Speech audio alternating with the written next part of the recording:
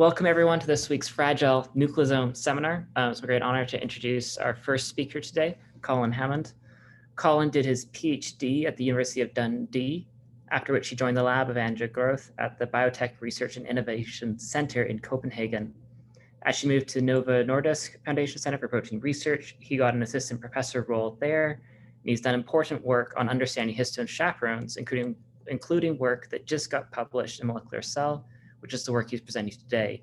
And he's starting his own lab in the UK next year. So stay tuned for more updates there. So with that, I'll shut up and I'll let Colin take over. So thank you very much, Colin. Very much looking forward to the seminar. Okay, yeah, thanks, Ben, for the introduction, and thanks to the organizers for organizing this great seminar series. It's really a pleasure to speak to this audience, and I hope I can do the seminar series justice. So we'll get started. And yeah, so I'm going to be talking about a protein that we've identified that integrates heat shock molecular chaperones into the histone chaperone network. So how do histones navigate the cellular landscape to a single stretch of nucleosomal DNA? Well, first of all, they're translated in the cytoplasm, and they have to be released from the ribosome, and then they have to cross the nuclear membrane and then traverse all of this chromatin landscape to a single site in our genomes. And during this journey, they become folded into histone fold dimers. They acquire certain post-translational modifications before eventually being deposited onto DNA as nucleosomes. And this journey is really fraught with difficulties because histones are inherently highly sticky proteins. They like to stick to DNA and RNA, and there's a lot of it in the nucleus. So cells have evolved a set of proteins called histone chaperones, which basically shield histones from non-specific interactions with DNA and RNA, and act to promote proper nucleosome assembly. And they were first discovered in 1978 by Ron Lasky. He was looking for a protein with the property that prevents histones and DNA precipitating when they're mixed together at physiological ionic strength.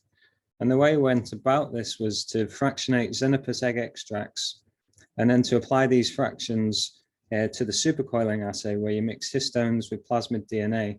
And if you get nucleosome assembly, the plasmids become supercoiled. And then he visualized these on the electron microscopy grids to show that really this is nucleosome assembly in process. So for this protein of interest, which was called nucleophosmin, which we now know is nucleophosmin 1, he coined the term molecular chaperone. And it prevents the incorrect ionic interactions between histones and DNA. Now, molecular chaperone terminology has since been adopted by the heat shock community, and this definition is now what we would really define as a histone chaperone. So histone chaperones protect histones en route to chromatin and promote proper nucleosome assembly. And histone chaperones actually integrate with chromatin templated processes. So here I'm showing snapshots of DNA replication and transcription. And all of the proteins that are labeled in red are histone chaperones. So in both cases, we have the supply of new histones to the polymerases, RNA polymerase and DNA polymerase, which have these deposition histone chaperones tethered to them. So ASF1 is a soluble histone chaperone, and it can actually deliver dimers to both HIRA and CAF1, although CAF1 and HIRA have histone variant specificity, so HIRA will bind H3.3 and CAF1 will only bind H3.1 or 2. Meanwhile, we have this process of unwinding the DNA, and this requires the disruption of chromatin ahead of the replication fork and transcription machinery, which must then be recycled and reassembled behind. So one important protein in the replication machinery is MCM2. It's actually part of the CMG helicase that unwinds the DNA, and work in our lab has shown that it's got a histone binding domain, and this histone binding domain promotes the balanced incorporation of old histones to both the leading and lagging strands. Now, the recycling process during RNA polymerase 2 elongation is less well described, I think, but it is thought to involve SPT6 and SPT2 as well as FACT. And FACT is this kind of multi-talented histone chaperone that actually can span both DNA replication and transcription. So one emerging theme in the histone chaperone research is that no one histone chaperone fully encompasses the histone fold. Rather, they collaborate in these type of histone co-chaperone complexes, whereby one histone chaperone is brought together with another in an interaction bridged by the histones. And in this way, you can impart multiple chaperoning abilities to the histone substrates. So ASF1 in this example is binding H3 at the interface where it would normally form a tetramer with another H3H4 dimer. So it splits the tetramer. And then MCM2 is nicely shielding the DNA binding surface of the H3H4 dimer. And then another protein that we worked on in Anya's lab is this tonsil protein, and it's actually a dual functional reader and histone chaperone. So it reads lysine 20 on histone H4 in its unmethylated state, and this is a mark of newly synthesized histones. And tonsil can also co-chaperone histones with MCM2. So we designed experiments to really sort of use this precedence to identify new histone chaperones. So we compared the wild type interactomes of MCM2 and tonsil to their annotated histone binding mutants. And in this way, interactors that are only present with the wild type protein are deemed to be histone dependent interactors. And you can see this screen nicely enriches many well-known histone chaperones in both cases. And then we identified this novel protein, DNA-JC9, as a histone-dependent interactor of both tonsil and MCM2. So DNA-JC9 is a J-domain protein. It's a heat shock co-chaperone, meaning that it can provide substrate proteins to HSP70 enzymes, which will then remodel those proteins with ATP hydrolysis, creating conformational changes in the substrates. We were able to show that DNA-JC9 further to these assays directly binds histones, and we were able to map the histone binding domain to the C-terminal portion of the protein. We're also able to demonstrate that DNA-JC9 possesses supercoiling activity, meaning that it can deposit histones onto relaxed plasmid DNA to form these supercoils. So really, this demonstrates that DNA-JC9 is a dual functional heat shock co-chaperone and histone chaperone. And this is really quite novel. It's not been seen before. So our structural collaborators were able to solve the crystal structure of the histone binding domain of DNA-JC9 in a co-chaperone complex with the histone binding domain of MCM2. So DNA-JC9 is shown here, and it's forming most of its interactions along this long helix of the alpha-2 helix of H3. And this binding mode is quite similar to the way that HJERP recognizes SEMPE. And this crystal structure tells us a few things about the function of DNA-JC9. First of all, it occludes the binding of ASF1, so it's a competitive interaction with ASF1, and it also competes with H3H4 tetramerization. And we did pull downs of histones from cell extracts, and we could identify the histone variant specificity of DNA-JC9. And we showed that it binds H3.1, 2, and 3, so the bulk of chromatin, but it was not able to bind SEMPE or the testis specific variant H3.1T in somatic cell extracts. So using the crystal structure, we identified point mutants to disrupt the interaction of histones with DNA-JC9. So these mutant histones, we did pull downs of these mutant histones and compared them to the wild type protein. And we could see all of these proteins were lost in the mutant. And strikingly, this included histone H4. So the mutations here have a defect in heterodimerization in cell extracts. And we also see a loss of DNA JC9. So we wondered whether this was due to DNA JC9 having a role in folding histones, or whether this defect in heterodimerization is intrinsic to the mutant. So we took an in vitro approach to answer this question, and we compared the abilities of several chaperones to bind either the mutant H3H4 dimers or the wild type.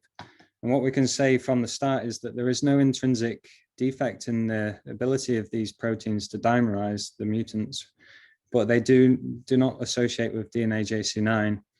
And DNA JC9 was the only chaperone affected in this panel of histone chaperones. So I think together with the previous slide, that this data supports a role for DNA JC9 upstream in histone supply during the initial folding of the H3H4 heterodimer.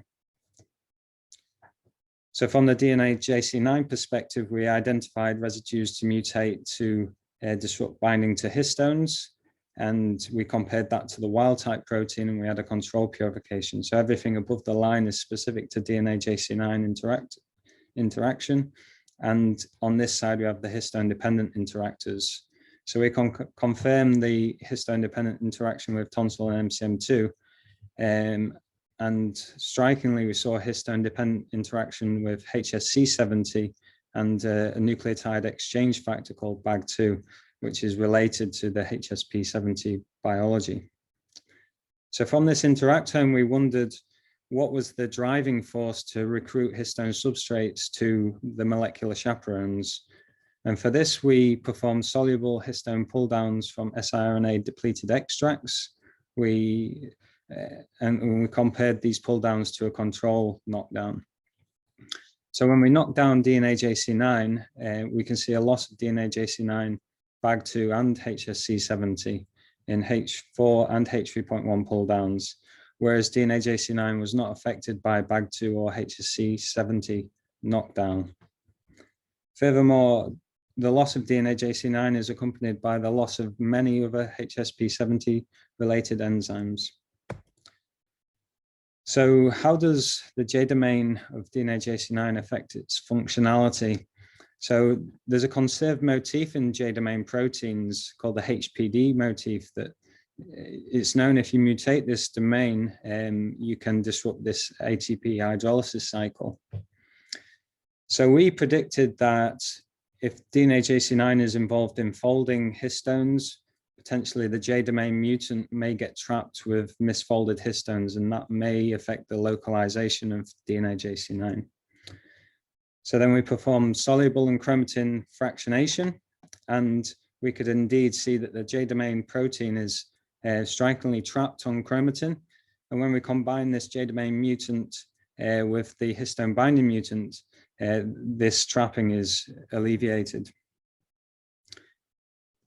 And then we performed ChIP-seq analysis of these DNA JC9 constructs in a spike-in normalized manner. And we could see that the J domain protein is again trapped on chromatin, but in this case, we can see that it's trapped genome-wide. So together, these experiments show that the J domain mutant gets trapped genome-wide on chromatin in a histone-dependent manner. So then the question was, what is the J domain mutant actually doing? How is it affecting DNA JC9's interactome? So we did mass spectrometry analysis of the J domain mutant compared to the histone binding mutant alone in both the soluble and chromatin fractions. And this is just a few of the proteins in the soluble fraction, and just to demonstrate the main conclusions from making these mutations. So the J domain mutant actually traps DNA JC9 with histones H3 and H4, which are actually lost in the histone binding mutant, as you'd expect. But it also traps DNA JC9 with the HAT1 complex. And we think that this trapping is because it loses its ability to recruit HSP70 type enzymes. And this loss in the J domain mutant is irrespective of whether these heat shock proteins are recruited in a histone-dependent manner or a histone-independent manner. So really that's the driving force for the recruitment of the molecular chaperones to histone substrates. When we overexpress the J-domain mutant, we actually see a striking accumulation of histones in the soluble fraction. And we think this is because they can't get into the classical histone supply chain where histone chaperones will then deliver the histones to chromatin. Furthermore, in the soluble fraction IPs, we saw many ribosomal proteins which are actually histone-dependent interactors, meaning that the intensity is higher in the wild-type protein than the histone-binding mutant, and these were further trapped by the J-domain mutant. So when we combine this with the observation of the J-domain mutant being trapped genome-wide and not really enriching any chromatin features, we think these two observations support a role for DNA JC9 in releasing histones from spurious interactions with DNA and RNA. Last slide. So what happens when these histones are released? So in the chromatin fraction IPs, we can see that the wild type protein is barely on chromatin. Actually, it only enriches like 34 proteins. But within this cloud of proteins, it's all of the key players in nucleosome assembly linked to transcription and DNA replication. So then when we then mutate the J domain, we can then get many more interactors. We have 400 or so there. And this then covers many more components of the CMG helicase and RNA polymerase subunits. So I think once these histones are released by DNA JC9, they get reincorporated at sites of transcription and DNA replication. And that's the summary slide. So we think that DNA JC9 is recruited to histone substrates that are basically refractory to classical histone chaperones binding. And then DNA JC9 recruits HSP70s to fold and release these trapped histones. And dependent on the context in which DNA JC9 is binding these histones, they either get shuttled into the histone supply chain or they go directly to histone chaperones that are involved in deposition during transcription or DNA replication. So really, DNA JC9 integrates ATP resourced molecular chaperones into the histone chaperone network. And it's really the combination of histone chaperones and molecular chaperones that fully protect histones en route to chromatin. So thank you for your attention, and sorry for going a little bit over time. Thank you so much, Colin. That was beautiful. So reminder for questions for the Q&A, you can either type your question into the Q&A box, or if you click the raise hand button, I can unmute you and you can ask your question yourself. But Colin, actually, I have one question to start off with, which is for this HSP, like pulling in the HSP70s by DNA JC9, is that a cell cycle related thing? Like, does that happen mostly in S phase, or is it throughout the cell cycle? Yeah, so we see the trapping of the J-domain mutant on chromatin throughout the cell cycle. We don't see any sort of cell cycle dependent like staining of the wild type protein. So I think it's there whenever histones are going in and out of chromatin, and it's also important at the early stages, we think, as well. Awesome. Okay. All right, and so then Nikhil Hajarnis has raised their hand, so I'm going to allow them to talk. Oh, yeah. Hi, Colin. It was an amazing talk and really beautiful findings. I have two questions, actually. One is very technical, and because I'm not really used to this field. What exactly is mem code that you show in your gel or Western? Mem code, yeah, it's a bit like a Ponceau stain, but it's a little bit brighter. So it's just it's a loading control, essentially. Okay, got it. The second question is this DNA JC that you're talking about. What classes of chaperone does it belong to? Like DNA KJ8 kind of a system, or a GROW-ES system? Yeah, so I mean, DNAJ is the E. coli ortholog, and DNA K is the HSP70.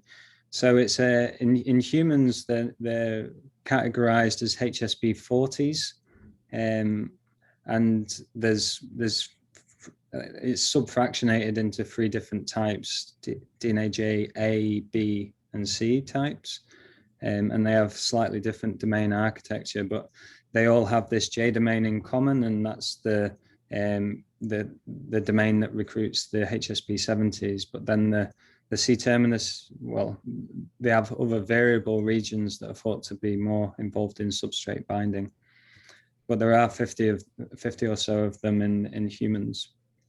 I see. I just have one last question. That do you find differential localization of the chaperones near to nucleopore complexes or membrane, and differently across nucleoplasm, or how is its distribution across nucleus?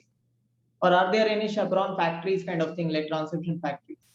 Yeah, it's a good question. I can say for DNA JC9, it's generally like all across the nucleus.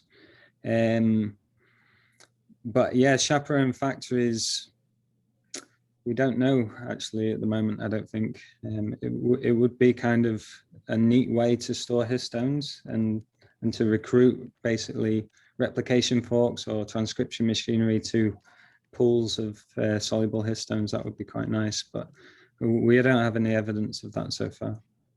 I see. Thank you. All right, so then there's a question from Anirban Dasgupta, who says, "Hi, Colin, wonderful talk as always. Since DNA-JC9 is a common interactor at both MCM2 and tonsil, I was wondering if you looked into the association with tonsil and its mode of co-chaperoning, and if the HB histone binding domain activity of DNA-JC9 is affected by its association with differentially tonsil and MC2 distinction." Yeah, well, I mean, MCM2 and tonsil are both co-chaperones of each other. So we don't have evidence to say that these 3 proteins, along with DNA-JC9, can form this super complex together. But I imagine that is the case. So we don't really know if there's a different function for DNA-JC9 in different complexes. I would rather think that the different complexes function would be specified by the additional partners, say tonsil or MCM2. So tonsil can be involved in homologous recombination. So yeah, I think of these co-chaperone complexes as opportunistic binders, and it's based on structural compatibilities of the different histone chaperones as to which combinations are available. Okay, there are a number more questions and some raised hands, but we're going to leave it there and move on to the next talk. For everyone, if you didn't have your question answered, I encourage you to stay on after the second seminar for the coffee chat, and you'll have all the time to ask your questions there. But thanks again, Colin, for the fantastic I seminar. forgot to acknowledge the collaborators, great collaborators, and the lab. Sorry about that. Bye.